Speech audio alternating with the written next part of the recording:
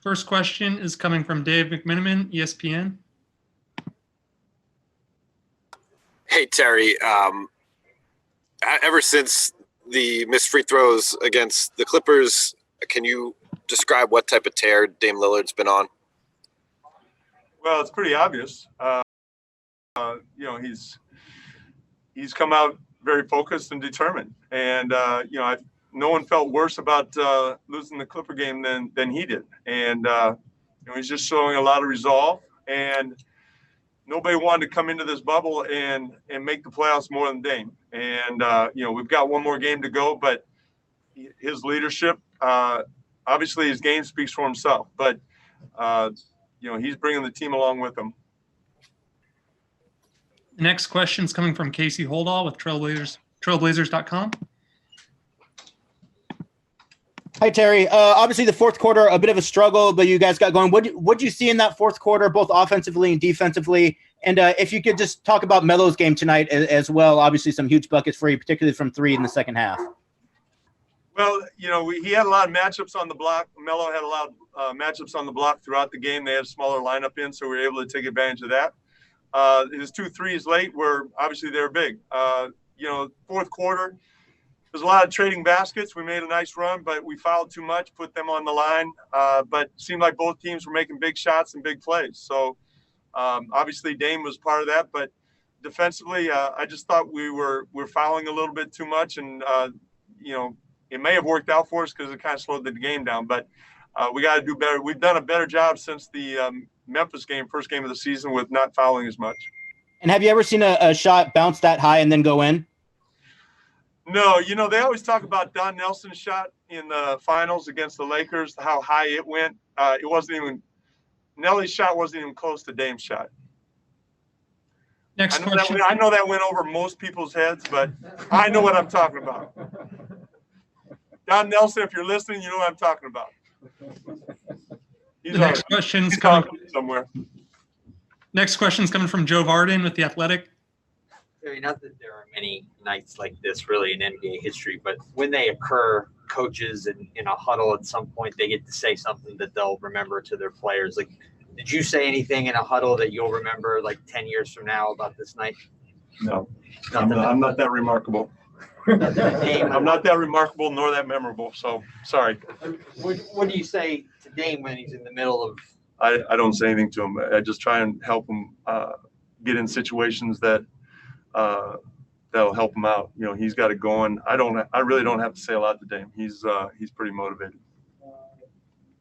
Next question is coming from Aaron Fentress with the Oregonian. Coach, when Dame's red hot like that, do you resist trying to call anything else other than just let him just do whatever he wants to do? Well, honestly, for the most part, we involved them in pick and rolls, and I'd be remiss if I didn't compliment our big guys for setting good screens. I mean, Nurk and Hassan and Melo and anybody else, they set a lot of good screens for him. Now, obviously, he got to the rim a lot, and he did a lot on his own. But, our big guys did a nice job of freeing him up and allowing him to do some of that. Now, it wasn't all 61, obviously, but, he's a remarkable player. He reads the game really well. He was very determined, but he did have some help with the bigs. But, I don't want to take anything away from Dame, obviously, for 61. Next question is coming from Mark Medina with USA Today. Terry, I don't know if this is hard to answer because Dame's had a lot of great performances, but where would you rank this one compared to the others?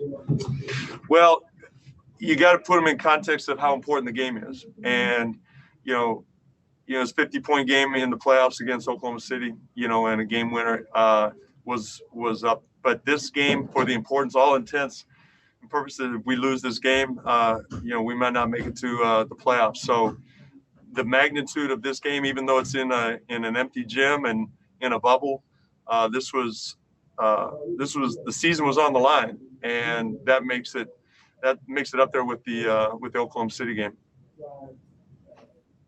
The next question is coming from Jason Quick with The Athletic.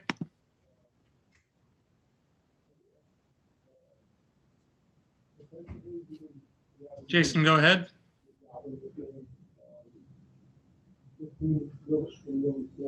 That's not gonna make Jason happy. We'll come back to One more time. Go ahead, Jason. All right. The next question is coming from Davide Cinelato from the Gazette. Hey, Coach, when you see Lillard in games like this, in this kind of ability to score, do you expect him to be this excellent, or there's anything you try to do to help him? at the offensive end, I just, I can help him with play calls. And again, he has a good feel for the game. Sometimes he'll call the number, but the best way I can help him is help put him in situation.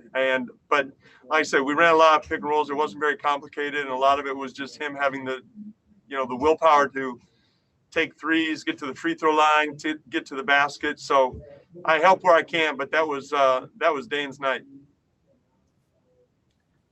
All right. Coming back to Jason. Go ahead.